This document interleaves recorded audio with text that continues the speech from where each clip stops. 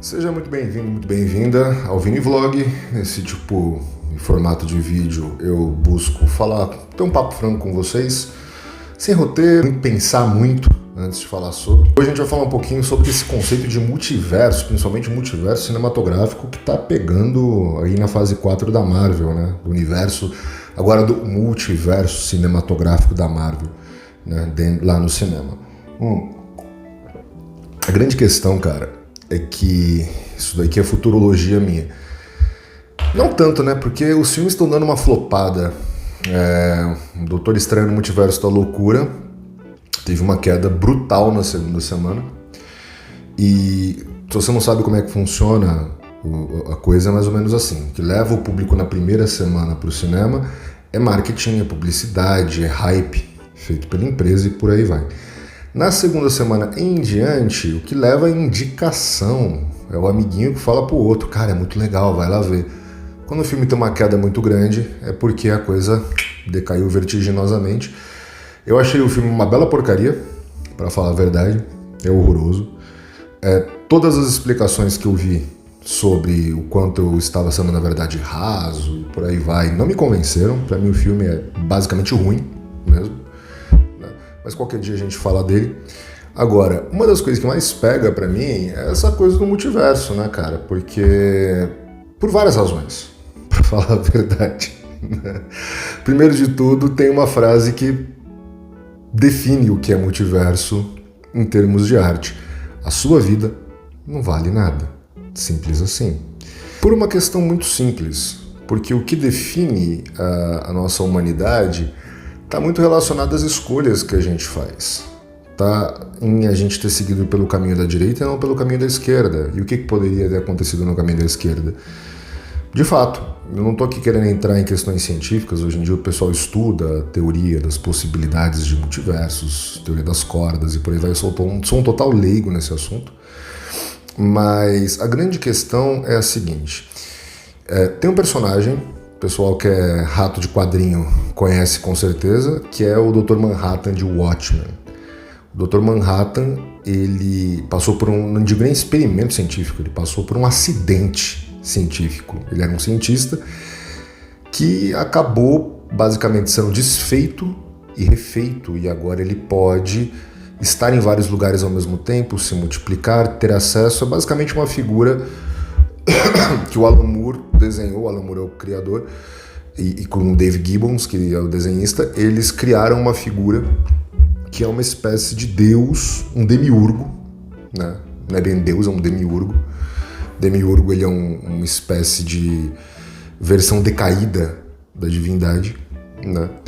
E qual que é a grande sacada do Dr. Manhattan? É que pelo fato dele ter tanta onisciência e tanta onipresença, ele vai perdendo a humanidade dele, exatamente porque ele pode ver tudo, ele pode estar em todos os lugares, ele pode escutar tudo e por aí vai. E por que ele é um demiurgo, exatamente? Pelo fato dele ser, em termos básicos, humano, ele não está equipado para poder lidar com esse senso de divindade que existe nele. Então ele vai se afastando da humanidade, ao invés de uma figura divina, dentro da concepção do que é divino, iluminar essa humanidade, não, ele simplesmente deixa de ser humano. A humanidade não se torna mais humana pela figura dele, ele se torna menos humano por conviver com a humanidade. Exatamente por quê? Porque ele pode ver tudo que poderia ter sido, tudo que foi e tudo que é. Então, no final, ele acaba dando no pé. Exatamente porque a vida ela só é rara nesse mundo, porque basicamente esse mundo ele é um mundo totalmente insuficiente, né? O ser humano é o único bicho que sente sede de uma água que não existe no mundo. A reflexão é essa. Por quê? Porque você pega ali um cachorrinho, você deu água, carinho e por aí vai, ficou legal. Ser humano é um bicho naturalmente, cronicamente insatisfeito. Parece que a gente consegue ter alegrias, mas o nosso conceito de felicidade ele é muito mais complexo do que isso. Então, de muitas maneiras, nossa vida ela só tem sentido, ela só tem valor porque ela acaba. Porque a gente pode construir uma história com começo, meio e fim que pode vir a ser levada à frente de uma maneira subjetiva por outras pessoas, né? Inclusive, tem um RPG que eu gosto bastante, que é Vampiro à Máscara. Inclusive, em filme de vampiro, isso também é demonstrado pra caramba. Pelo fato do vampiro viver indefinidamente, ele também vai perdendo o que o aproximava da humanidade. Ele passa a se tornar uma espécie de monstro mesmo, né? Inclusive, tem vários contos e crônicas que falam dos vampiros depois de séculos. Eles saem no sol ali por escolha própria para poder se suicidar. Isso tudo, por que a gente assiste? Por que é interessante ler quadrinho e assistir um filme sobre quadrinhos? Primeiro de tudo, é importante a gente lembrar o seguinte, gente: quadrinho é originalmente concebido como uma forma de entretenimento barato, tá? Quadrinho, antigamente, gibi, falando na linguagem do pessoal mais velho, é o que você comprava com o troco do jornal. A moda era, você lê as tirinhas do jornal, é interessante, tem ali umas sacadinhas legais, uma outra piadinha, uma tirinha que vai continuar na semana que vem. E aí o que acontece? Você ia lá, comprava um jornal, tinha lá na banca um Tex, um Conan, você levava para casa e tinha ali uma hora de diversão com qualidade de papel jornal, com uma impressão super falha, mas era barato, era um divertimento barato. A questão é que a coisa foi escalonando. Por quê? Porque o que começou como uma alegoria, como uma analogia da vida real, pegar, por exemplo, a figura do Capitão América. A figura do Capitão América foi criada para poder simbolizar para os menininhos que estavam lendo ali o pai deles lutando na Segunda Guerra Mundial, né? Quem é seu pai? Meu pai é o Capitão América. Ele está lá, ele está lutando, ele deve estar fazendo atos de bravura. Então, a coisa ela começa de uma maneira muito inocente, percebe?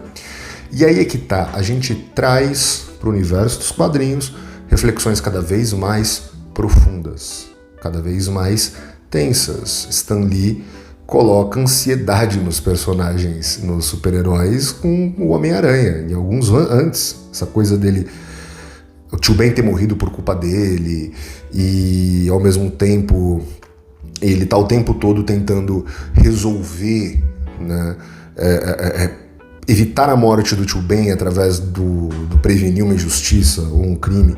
Então a coisa ela vai ficando mais séria, né?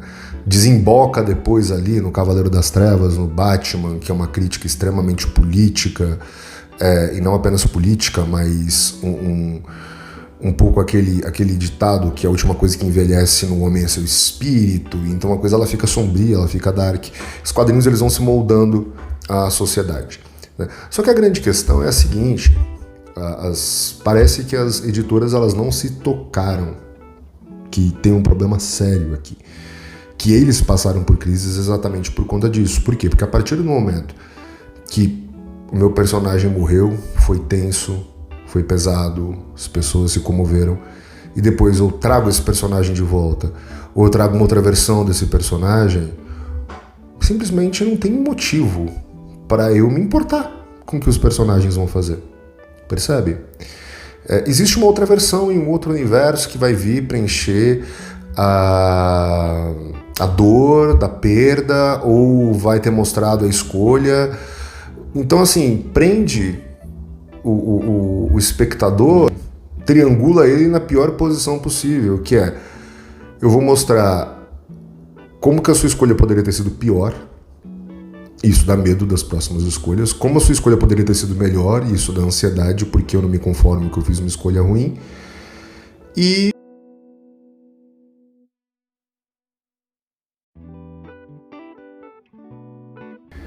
no final das contas, o conceito de multiverso ele te gera uma desidentificação. Eu não tenho por que vestir as botas desse cara. Até porque eu nem sei se eu vou continuar acompanhando esse cara, ou a outra versão desse cara, ou o que quer que seja, e por aí vai. Eu vi uma série só que apresentou um conceito de multiverso muito bem feito, que inclusive vou fazer um psicólogo explica dela, que é Dark, da Netflix. Mas a grande sacada do porquê Dark deu tão certo é porque o pano de fundo da série, o core da série, é exatamente este vazio humano. Essa coisa de a gente estar flutuando na existência sem saber o que é existência, nesse escuro daí o nome Dark da existência, né? Que também traz ali uma série de conceitos demiúrgicos, né? Que a gente vai dar uma explicada e vai dar uma dissecada melhor quando a gente for fazer o vídeo sobre isso. Agora, onde eu vejo a questão do conceito de multiverso indo, é exatamente isso. Eu não acabo entrando numa situação em que eu não me interesso mais em ver o que vai acontecer com essa gente. E aí, o que acaba acontecendo? As editoras passaram por isso. Primeiro de tudo, você começa a ter que, basicamente, fazer um intensivo, né? Um curso para você poder acompanhar tudo que saiu, porque agora as mídias são interligadas. Número 2, você tem muito background, porque tudo influencia tudo. E aí o que acaba acontecendo?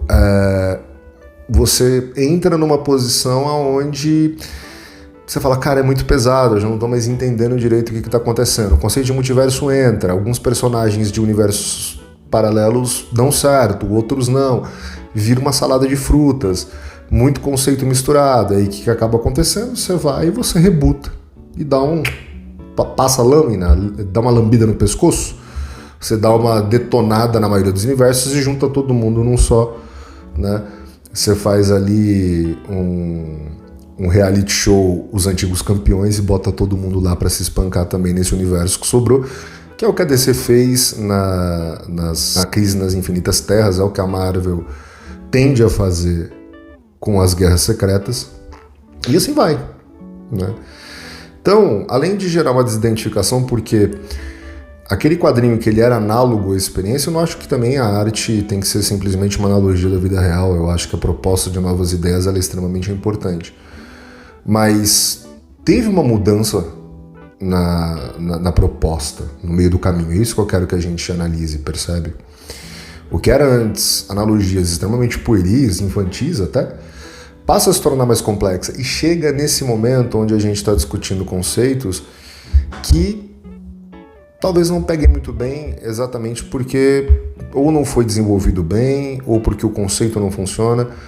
Eu sei que tá ficando chato de acompanhar. No final das contas, como eu falei, eu não me identifico mais com esses super-heróis, até porque começa a ter herói demais. Qual que é a grande sacada? Por que o super-herói ele chama a nossa atenção?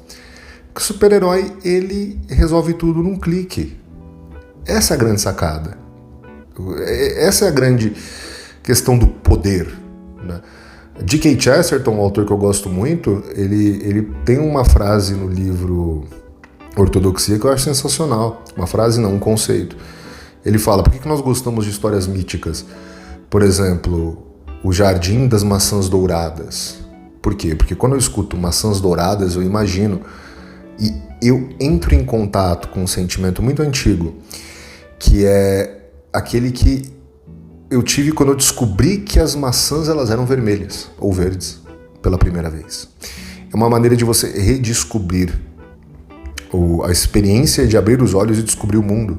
Então, conforme o tempo vai passando, o que acaba acontecendo? Você vai normatizando o superpoder. O estalo. Não é à toa, galera, que o Tony Stark e o Thanos e a manopla do infinito, qual que é a grande sacada? Você fazer É assim que se resolvem as coisas no mundo dos super-heróis. É um estalo. Esse é o símbolo do poder, percebe? Só que chega um determinado momento que é tanta gente tão poderosa, com questões que começam a ficar ali, um platô de super-heróis, que aquilo começa também a gerar desidentificação. E aí o que acontece? A moda tende a cair. E é basicamente isso. Tem também a questão, para encerrar, que o público de HQs tende a ir se renovando e se alterando conforme os tempos passam. Você reescreve a história de super-heróis conforme uma geração nova nasce. Talvez, como aconteceu com as HQs, esteja chegando o meu momento de olhar e falar, ok, meu tempo de apreciar esse tipo de arte passou. Talvez seja isso. Mas eu quero muito saber o que você pensa sobre isso. Se você gostou do vídeo, considere se inscrever nesse canal, deixe o seu joinha, balance esse sino, como o Quasimodo, o Corcunda de Notre Dame, e a gente se vê no próximo vídeo com mais produção. Tudo bem?